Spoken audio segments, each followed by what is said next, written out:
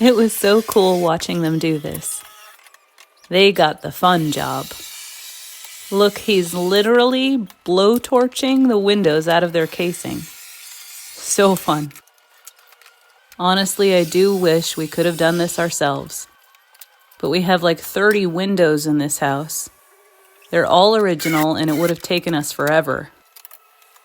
I pictured them not matching by the time we got done and the first one's falling out. Not to mention not wanting to be in charge of possible water in walls again. This is the same way I felt about plumbing. No thanks. I joked about liking the window wide open with no glass. But I know I wouldn't like all the buggies inside. Things really are bigger in Texas. I do wish I could learn windows myself. But I'm still just so thankful in the end. Again, I'm just so happy to even be up and welcoming these people into my home.